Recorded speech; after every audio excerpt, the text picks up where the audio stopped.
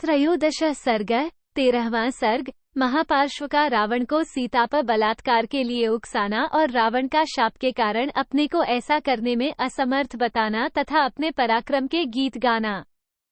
तब रावण को कुपित हुआ जान महाबली महापार्श्व ने 2 घड़ी तक कुछ सोच विचार करने के बाद हाथ जोड़कर कहा, 1. जो हिंसक पशुओं और सर्पों से भरे हुए दुर्गम वन में जाकर वहां पीने योग्य मधु पाकर भी उसे पीता नहीं है, वो पुरुष मूर्ख ही है। 2. शत्रुसूदन महाराज, आप तो स्वयं ही ईश्वर हैं। आपका ईश्वर कौन है? आप शत्रुओं के सिर पर पैर रखकर विदेह कुमारी सीता के साथ रमण कीजिए। 3. महाबली वीर, आप कुक्कुटों के बर्ताव को अपनाकर सीता के साथ बलात्कार कीजिए। बारंबार आक्रमण करके उनके साथ रमण एवं उपभोग कीजिए। 4. जब आपका मनोरथ सफल हो जाएगा तब फिर आप पर कौन सा भय आएगा? यदि वर्तमान एवं भविष्यकाल में कोई भय आया भी तो उस समस्त भय का यथोचित प्रतिकार किया जाएगा। 5. हम लोगों के साथ यदि महाबली कुंभकर्ण और इंद्रजित खड़े हो जाएं तो ये दोनों वज्रधारी इंद्र को भी आगे बढ़ने से रोक सकते हैं। 6. मैं तो नीति निपुण पुरुषों के द्वारा प्रयुक्त साम, दान और भेद को छोड़कर केवल दंड के द्वारा काम बना लेना ही अच्छा समझता हूँ। 7. महाबली राक्षसराज, यहाँ आपके जो भी शत्रु आएंगे उन्हें हम लोग अपने शस्त्रों के प्रताप से वश में कर लेंगे, इसमें संशय नहीं है। 8. महापार्श्व के ऐसा कहने पर उस समय लंका के राजा रावण ने उसके वचनों की प्रशंसा करते हुए इस प्रकार कहा।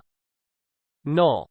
महापार्श्व, बहुत दिन हुए पूर्वकाल में एक गुप्त घटना घटित हुई थी। मुझे शाप प्राप्त हुआ था। अपने जीवन के उस गुप्त रहस्य को आज मैं बता रहा हूं, उसे सुनो। 10. एक बार मैंने आकाश में अग्निशिखा के समान प्रकाशित होती हुई पुंजिकस्थला नाम की अप्सरा को देखा, जो पितामह ब्रह्मा जी के भवन की ओर जा रही थी। वह अप्सरा मेरे भय से लुकती छिपती आगे बढ़ रही थी। मैंने बलपूर्वक उसके वस्त्र उतार दिए और हठात उसका उपभोग किया। इसके बाद वह ब्रह्मा जी के भवन में गई। उसकी दशा हाथी द्वारा मसलकर फेंकी हुई कमलनी के समान हो रही थी। 12. मैं समझता हूँ कि मेरे द्वारा उसकी जो दुर्दशा की गई थी वो पितामह ब्रह्मा जी को ज्ञात हो गई। इससे वे अत्यंत कुपित हो उठे और मुझसे इस प्रकार बोले। 13.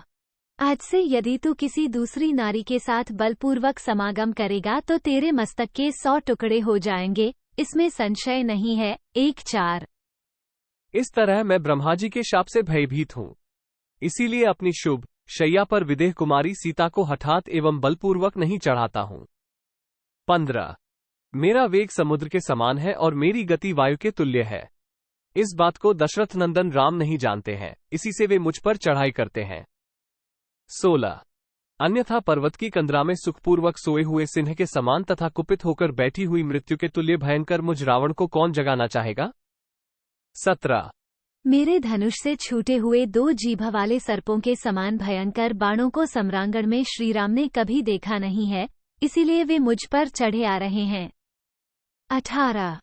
मैं अपने धनुष से शीघ्रतापूर्वक छूटे हुए सैकड़ों वज्र सदृश बाणों द्वारा राम को उसी प्रकार जला डालूंगा जैसे लोग उल्काओं द्वारा हाथी को उसे भगाने के लिए जलाते हैं। 19.